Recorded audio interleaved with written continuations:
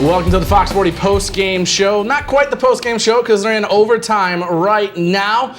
And after last night's game, Coach K said that his team gets what he deserves, and last night the bsens deserved to lose. The bsens looked like the nerves and the rust might have got to them in game one, but the great thing about the Calder Cup Finals and hockey in general is that it's a 7-game series, so plenty of chances left for the bsens to right the ship.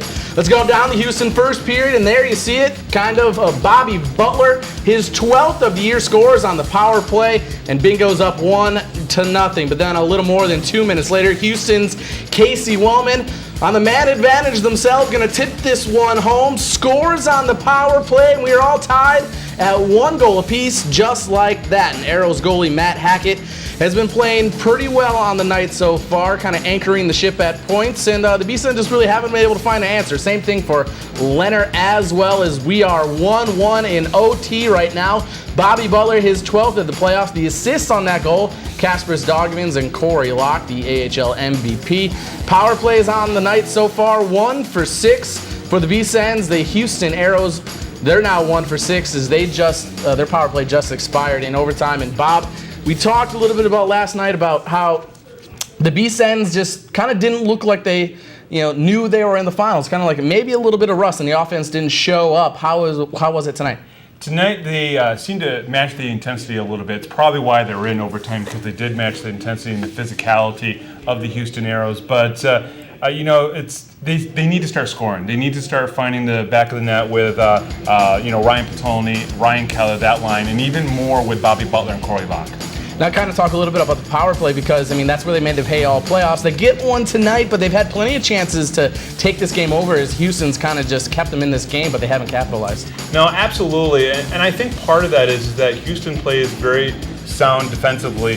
They almost play the triangle even in a regular power play or penalty kill situation, where they get 3 guys right in the front, they plug the lanes and let the other guy kind of float around a little bit. So that's what they've done to kind of keep the Binghamton Senators out of the back of the net on the power play. If the bsens go on to lose game 2 in overtime, you can't blame it on Robin Leonard. He's been an absolute gem both for the first 2 games for the bsens. Absolutely. Robin's been pretty good, and I definitely think that when it's all said and done, we're not going to look at Robin Leonard as the guy that cost them these 2 games at all. All right, now we just got a stat earlier in the game. Out of 42 champions, I believe it was only 38 or 39 of them who were down 0-2 have come back to win, and the bsens have just scored 1 game 2. We are now 1-1 in this series.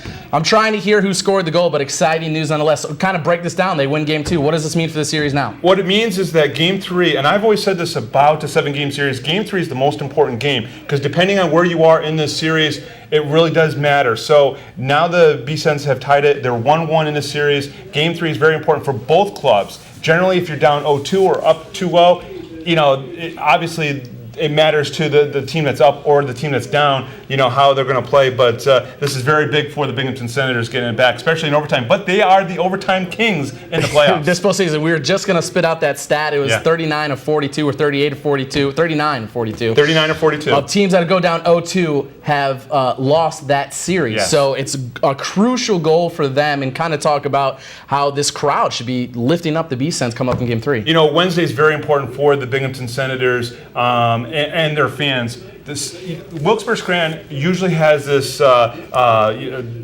title of having the seventh player always with their fans. Well, the Binghamton Senators definitely need that this upcoming Wednesday, so they can match the intensity just in the house as well. All right, real quick, you said the bsens would lose game 1. You said they would win game 2. Game 3 Wednesday in Broome County. Very quick. I think they're going to win that game. I just think that the excitement of winning this in overtime and then coming into their home with a full crowd, I think they're going to win that game. All right, you heard it here first from Bob Howard of the Power Plays Post Show. Make sure you tune in to Fox 40 Wednesday night, because we will have full coverage and reaction of that game. Game 3, series now tied 1-1. For Bob Howard, I'm Eric Columbia. This has been the Fox 40 Postgame Show.